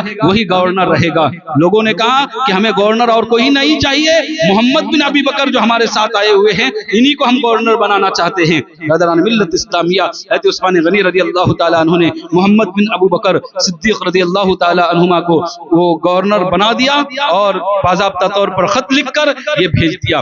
جب یہ 700 لوگ خوش ہو کر اب مصر کی طرف روانہ تھے, ابھی یہ تیسری منزل پر پہنچے تھے, یعنی پہلے سفر کرتے تھے تو رک رک کر سفر ہوا کرتا تھا, آج یہاں پڑاؤ کرنا ہے کل یہاں کرنا ہے, تو تیسری منزل پر جب یہ پہنچے نا, اور سے سننا بات, آپ کو شہادت عثمان غنی صحیح معنوں میں سمجھ میں آ جائے گی ورنہ پھر کنفیوژن کا شکار رہو گے. لہذا وہ جب تیسری منزل پر پہنچے نا تو ہوا یوں کہ وہ لوگ بیٹھے تھے ابھی آرام کر رہے تھے کہ ان لوگوں نے دیکھا کہ راستے سے ہٹ کر ایک شخص اونٹنی پر سوار ہو کر تو زور سے اونٹنی کو ہانکتا ہوا جا رہا ہے. جب ان لوگوں نے دیکھا کہ راستے سے ہٹ کر شخص جا رہا ہے تو ایسا کام تو دو ہی لوگ کرتے تھے, یا تو جو بھاگا ہوا غلام کرتا تھا وہ کرتا تھا, یا جو مخبر ہوتا تھا وہ کرتا تھا, یعنی خبر لے کر جاتا تھا وہ کرتا تھا, یا جو بھاگا ہوا غلام ہوتا تھا وہی کرتا تھا.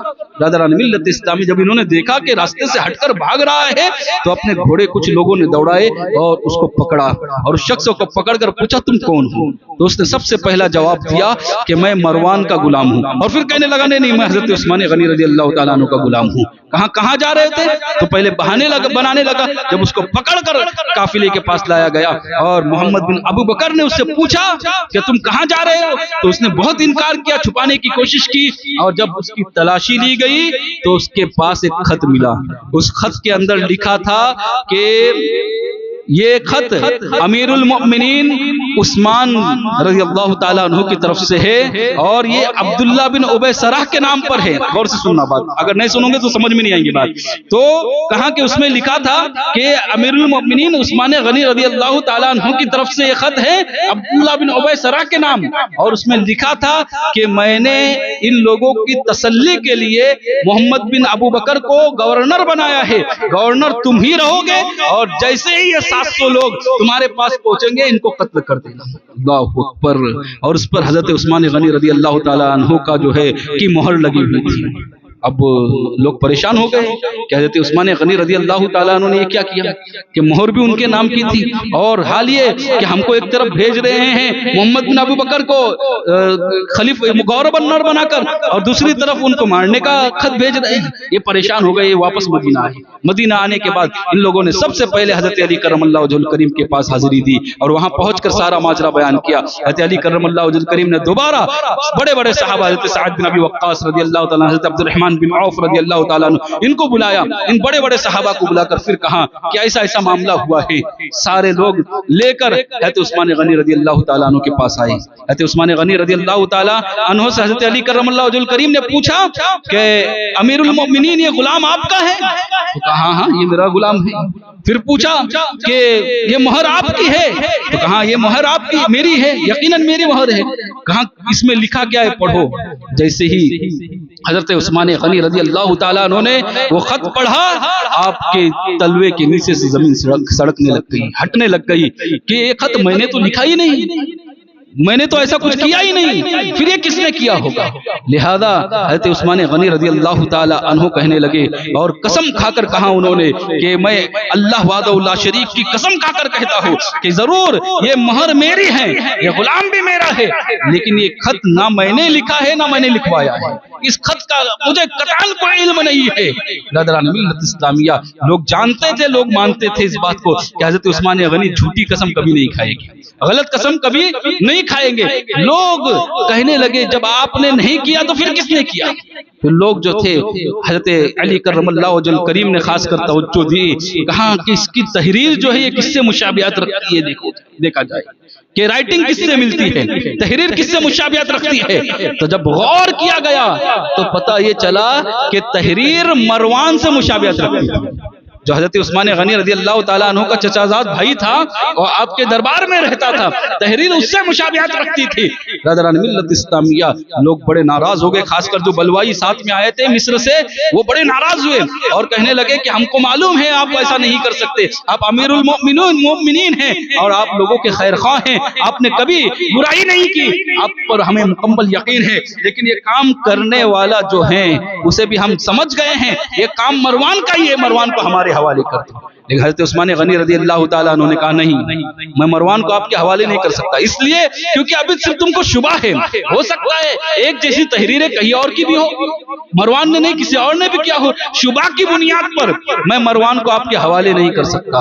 برادران ملت اسلامی، اتنا سننا تھا کہ جو اجلہ صحابہ تھے وہ یہ کہتے ہوئے گئے کہ یقیناً یہ کام حضرت عثمان غنی رضی اللہ تعالیٰ عنہ کا نہیں ہے، لیکن جو بلوائی آئے تھے، جو 700 مصری جو آئے تھے، وہ بڑے ناراض ہو گئے اور غصے میں آ کر حضرت عثمان غنی رضی اللہ تعالیٰ عنہ کے گھر کا گھیراؤ کر دیا.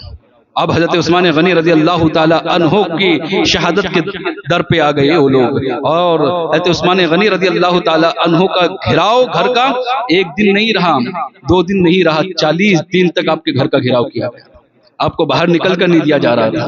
برادران ملت اسلامیہ، اس درمیان حضرت عثمان غنی رضی اللہ تعالیٰ عنہ کے بہت سارے غلام تھے. جانتے ہیں آپ کتنے غلام تھے آپ کے پاس؟ آقا علیہ الصلوۃ والسلام کی ایسی دعوت کی تھی، انشاءاللہ کل کے تقریر میں بتاؤں گا کہ کیسی دعوت تھی کہ ہر قدم پر ایک غلام آزاد کیا تھا.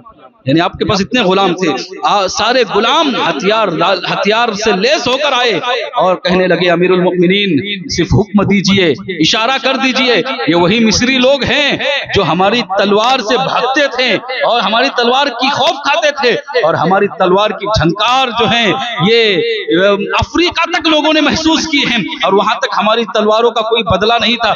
آپ اگر حکم دیں تو ابھی ان کے ہوش ٹھکانے لگا دیتے ہیں. یہ جو آپ کے گھر کا جو گھیراؤ کیے ہیں صرف اس وجہ سے کیے ہوئے ہیں کیونکہ آپ بڑے نرم دل ہیں اور آپ کی نرم دلی کا یہ فائدہ اٹھا رہے ہیں. آپ جو جانتے ہیں کہ کلمہ پڑھنے والے کے خلاف حضرت عثمان غنی رضی اللہ تعالیٰ عنہ کبھی تلوار اٹھانے کی اجازت نہیں دیں گے، اس لیے یہ لوگ اتنی ہمت کر رہے ہیں، ورنہ آپ حکم دے. حضرت عثمان غنی رضی اللہ تعالیٰ عنہ نے کہا تم کیا سمجھتے ہو کہ تم میرے لیے تلوار نکالو گے تو میں بچ جاؤں گا؟ نہیں، میں سمجھ گیا ہوں میرا وہ وقت آ گیا ہے. آقا علیہ الصلوۃ والسلام نے پہلے ہی مجھے بشارت دی تھی، مجھے پہلے ہی خوشخبری دی تھی کہ عثمان میری امت کے لوگ ہی آپ کو شہید کریں گے اور آپ کے گھر میں شہید کریں گے. اگر آپ تلوار اٹھاتے ہو تب بھی میری شہادت ہونی یقینی ہے، لہذا میری وجہ سے میں نہیں چاہتا کہ قوم کے اندر انتشار ہو جائے، قوم کے اندر اختلاف ہو جائے، اس لیے میں اگلا حکم دیتا ہوں، سن لو، جو تلوار کو نیچے رکھے گا وہ میری غلامی سے آزاد ہو جائے گا. برادران ملت اسلامیہ، حضرت عثمان غنی رضی اللہ تعالیٰ عنہ سارے غلاموں کو آزاد کر دیا اور کہا سب چلے جاؤ، مجھے کسی کی ضرورت نہیں. برادران ملت اسلامیہ، حضرت عثمان غنی رضی اللہ تعالیٰ عنہ اس طرح سے دن بیتتے رہے یہاں تک کہ آپ کے گھر کا پانی ختم ہو گیا. آپ کے گھر کا پانی ختم ہو گیا. باہر آئے، باہر آنے کے بعد آواز لگائی کہ تم میں علی ہے؟ کسی نے کہا نہیں ہے. کہاں سعد ہے؟ کہاں نہیں ہے. کہاں کہ کوئی ہو، ہمارے گھر کا پانی ختم ہو گیا ہے، ہمارے گھر تک پانی پہنچائے. لیکن کوئی ایسا نہیں تھا جو حضرت عثمان غنی کی شہادت بھی کوئی عام شہادت نہیں تھی. 40 دن تک آپ پر کھانا پانی بند کر دیا گیا تھا. برادران ملت اسلام جو گھر میں تھا اسی پر گزارا ہو رہا تھا. حضرت عثمان غنی رضی اللہ تعالیٰ عنہ نے کہا کوئی ہے جو پانی پہنچائے ہمارے گھر تک، لیکن کسی نے پانی نہ پہنچایا. جب حضرت علی کرم اللہ وجہ الکریم کو خبر ہوئی تو حضرت علی کرم اللہ وجہ الکریم نے اپنے غلاموں کو بھیجا اور چند مٹکے پانی کے لے کے مشکزے پانی کے لے کر بھیجا، لیکن جیسی ہی وہ مشکزے حضرت عثمان غنی رضی اللہ تعالیٰ عنہ کے گھر تک پہنچے، وہ لوگوں نے تیروں کی بارش کر دی اور ایسی تلواریں چلائی کہ سارے مٹکوں کو پھوڑ کر رکھ دیا۔ حضرت عثمان غنی رضی اللہ تعالیٰ عنہ کے گھر میں پانی کو گھسنے تک نہ دیا، پانی کو داخل ہونے تک نہ دیا۔ جب حضرت علی کرم اللہ وجہ الکریم کو اس کی خبر ہوئی اور معلوم ہوا تو حضرت علی کرم اللہ وجہ الکریم سمجھ گئے کہ ان بلوائیوں کا ارادہ اچھا نہیں ہے، ان کے ارادے نیک نہیں ہیں، ضرور حضرت عثمان غنی جب پانی نہیں پہنچنے دے رہے تو ضرور شہید کریں گے۔ اس لیے حضرت عثمان غنی رضی اللہ تعالی عنہ کے دروازے پر امام حسن کو بھیجا، حضرت امام حسین کو بھیجا، اسی طرح حضرت طلحہ نے اپنے بیٹے کو بھیجا، حضرت عبد الرحمن نے اپنے بیٹوں کو بھیجا۔ یہ جتنے اجلہ صحابہ تھے، جنتی صحابی جن کو دنیا میں جنت کی بشارت ملی تھی، یہ بڑے مقام والے صحابہ نے اپنے بیٹوں کو حضرت عثمان غنی رضی اللہ تعالی عنہ کے دروازے پر بھیجا اور کہا کہ دنوں رات چوکسی کرتے رہنا اور دھیان رکھنا کوئی حضرت عثمان غنی رضی اللہ تعالی عنہ تک نہ پہنچے۔ برادران ملت اسلامیہ، امام حسن رضی اللہ تعالیٰ عنہ اور امام حسین رضی اللہ تعالیٰ عنہ جو ہیں وہ خود کھڑے تھے، لیکن جب یہ پانی پہنچا رہے تھے اسی درمیان ایک معاملہ یوں ہوا کہ ایک تیر آ کر حضرت حسن رضی اللہ تعالیٰ عنہ کو لگا۔ جیسی حضرت حسن رضی اللہ تعالیٰ عنہ کو تیر لگا، اب یہ لوگ سمجھ گئے بلوائی، خاص کر محمد بن ابو بکر جو تھے صحابی رسول ہیں، کبھی بھی ان کا بھی نام غلط طریقے سے نہ لیا جائے، ہے نا، صحابی رسول ہیں، ان کا مقام بہت بلند و بالا۔ تو محمد بن ابو بکر نے سوچا کہ حضرت امام حسن کو تیر لگا ہے اور حضرت علی کے غلام کو بھی تیر لگا ہے، تو کہیں ایسا نہ ہو کہ بنو ہاشم والے آ جائے اور پھر ہمارا جو ہم نے جو پلاننگ کی ہے وہ ساری پلاننگ خراب ہو جائے۔ تو دو لوگوں کو محمد بن ابو بکر نے کہا تم میرے ساتھ آؤ، اور جب ساتھ ملایا گیا، برادران ملت اسلامیہ ذرا غور کرنے کا مقام ہے، سوچنے کا مقام ہے کہ وہ عثمان غنی رضی اللہ تعالیٰ عنہ جو ہر وقت لوگوں کی مدد کرتے تھے، جو ہر وقت امت کی پیاس بجھانے کا سوچتے تھے، اسی مدینے کے اندر جب حضرت عثمان غنی رضی اللہ تعالیٰ عنہ آئے تھے تو حال یہ تھا کہ یہاں پر کوئی میٹھے چشمے کا، کوئی میٹھے پانی کا چشمہ نہیں تھا، سب کھارے چشمے ہی تھے۔ صرف ایک چشمہ تھا جو میٹھے پانی کا چشمہ تھا، جو یہودی کا جس پر قبضہ تھا، جس کا مالک ایک یہودی تھا، آج بھی بیر عثمان موجود ہے۔ برادران ملت اسلامیہ، جانتے ہو اس یہودی کے پاس آقا علیہ الصلوۃ والسلام گئے اور کہا کہ یہودی، اے یہودی تو کیا اس کنویں کو بیچے گا؟ کہا کیا دو گے تم؟ کہا اس کنویں کے بدلے میں تجھے جنت عطا کروں گا۔ برادران ملت اسلامیہ، اس یہودی نے کہا میں آپ پر ایمان تو نہیں لاتا، اور تو پھر میں جنت پر کیسے یقین کروں، کیسے ایمان لاؤں؟ میں آپ کے ہاتھوں یہ کنواں نہیں بیچتا۔ برادران ملت اسلامیہ، یہاں پر ایک نقطہ بتا کر پھر میں اپنی بات کو آگے بڑھاؤں گا۔ میرے آقا علیہ الصلوۃ والسلام نے کیا فرمایا؟ یہودی اس کنویں کو بیچو گے، اس کے بدلے میں میں تجھے جنت عطا کروں گا۔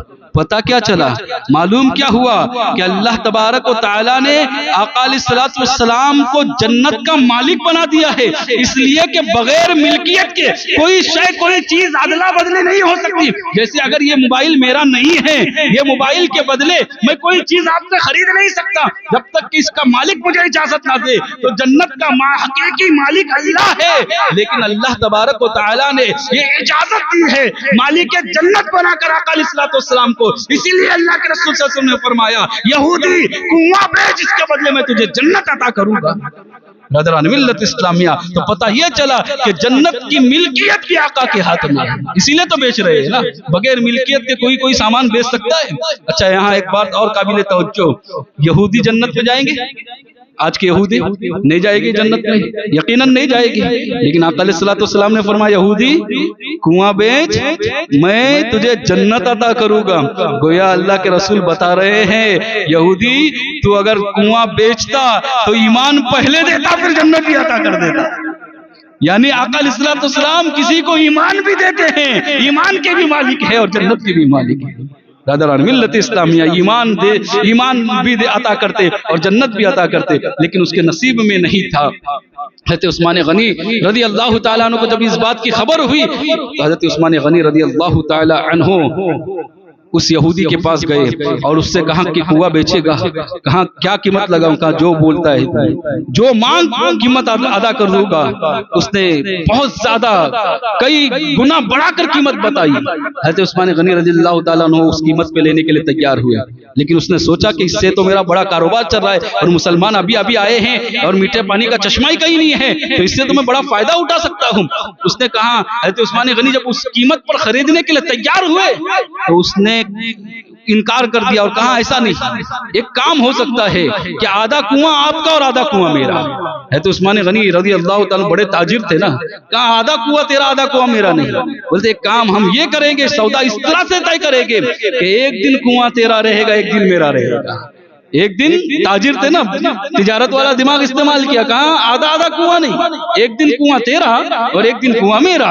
کہا ٹھیک ہے، بڑا خوش ہو گیا کہ ایک دن کنواں ملے گا، ایک دن پانی بیچو گا۔ برادران ملت اسلامیہ، پھر ہوا یوں کہ جیسے ہی حضرت عثمان غنی رضی اللہ تعالیٰ عنہ کی باری آئی، کنواں جس دن حضرت عثمان غنی کی ملکیت میں تھا، آپ نے سارے مسلمانوں سے کہا 2 دن کا پانی بھرنا، اور جب دوسرا دن ہوا تو کوئی کنویں پر ہی نہیں گیا، وہاں یہودی کا دن آیا تو کوئی کنویں پر نہیں۔ جب پھر تیسرا دن آیا حضرت عثمان غنی کا، پھر عثمان غنی رضی اللہ تعالیٰ عنہ نے کہا کہ مسلمانوں 2 دن کا پانی بھرنا، اس لیے کہ آج میرا دن ہے، لہذا پھر تیسرے دن پھر چوتھے دن کوئی کنویں پہ نہیں گیا۔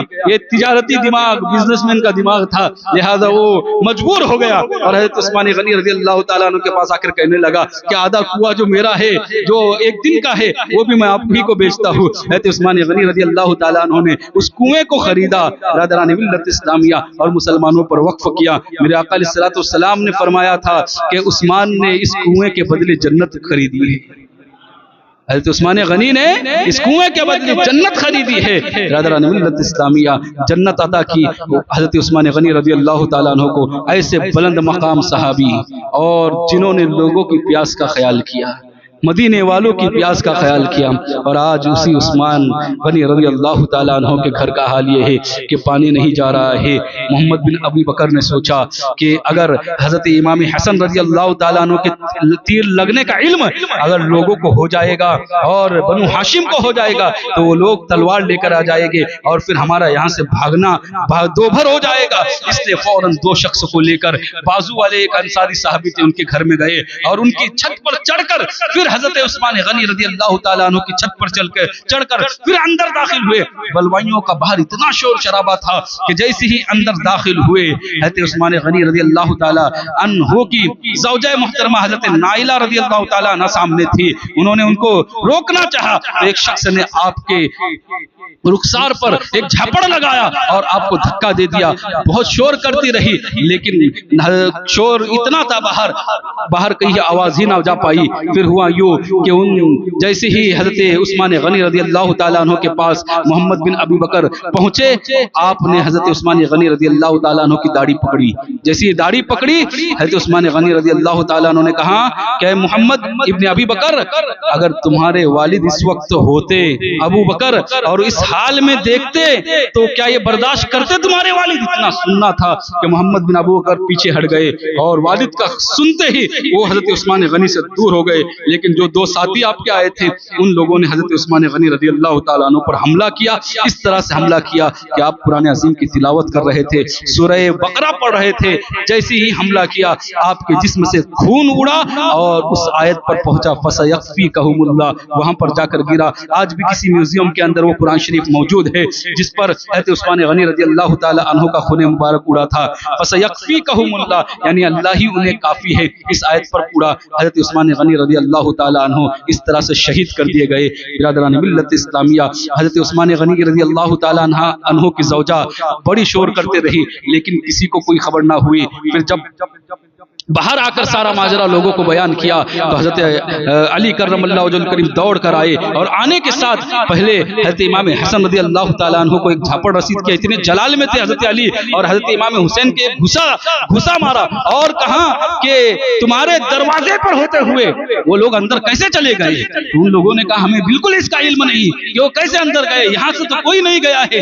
جب پھر تحقیق کر لی گئی تو پتا چلا کہ دروازے سے کوئی نہیں گیا تھا بلکہ باہر سے کوئی چھت کے اوپر سے اندر آیا تھا، چھت کود کر اندر آیا تھا۔ برادران ملت اسلامیہ، حضرت نائلہ کو پوچھا گیا کہ کون تھا، تو انہوں نے کہا وہ دو لوگ کون تھے انہیں میں نہیں پہچانتی، لیکن ایک شخص تھے جنہوں نے پہلے میرے شوہر حضرت عثمان غنی کی داڑھی پکڑی تھی، وہ حضرت ابوبکر صدیق رضی اللہ تعالیٰ عنہ کے بیٹے تھے، لیکن انہوں نے شہید نہیں کیا، بلکہ جیسے ہی میرے شوہر حضرت عثمان غنی رضی اللہ تعالیٰ عنہ نے حضرت ابوبکر صدیق کا واسطہ دلایا تو فوراً حضرت محمد بن ابوبکر جو ہے وہ پیچھے ہٹ گئے اور ان دونوں نے وار کر کے حضرت عثمان غنی رضی اللہ تعالیٰ عنہ کو شہید کیا۔ برادران ملت اسلامیہ، حضرت عثمان غنی رضی اللہ تعالیٰ عنہ کی اس طرح سے شہادت ہوتی ہے۔ برادران ملت اسلامیہ، حضرت عثمان غنی وہ صحابی جنہوں نے سارے لوگوں کو پانی پلایا اور آپ کی شہادت بھی پیاس کی حالت میں ہوئی ہے۔ یہ عظیم شہادت ہے، اس شہادت کو قوم بھول چکی ہے، قوم نے یاد نہیں رکھا ہے۔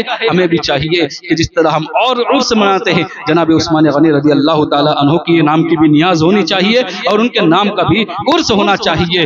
انشاءاللہ کل حضرت علی کرم اللہ وجہ الکریم کیسے خلیفہ بنے اور پھر اس کے بعد کے کیا واقعات ہوئے سناؤں گا۔ اللہ تعالیٰ سے دعا ہے کہنے سننے سے زیادہ عمل کرنے کی توفیق عطا فرمائے۔ کہنے میں اگر مجھ سے کوئی غلطی ہو گئی ہوگی تو میں آپ سب کو گواہ بنا کر توبہ کرتا ہوں، استغفر اللہ ربی من کل ذنب واتوب الیہ، اشہد ان لا الہ الا اللہ واشہد ان محمدا عبدہ ورسولہ وما علینا الا البلاغ۔ السلام علیکم ورحمۃ اللہ وبرکاتہ۔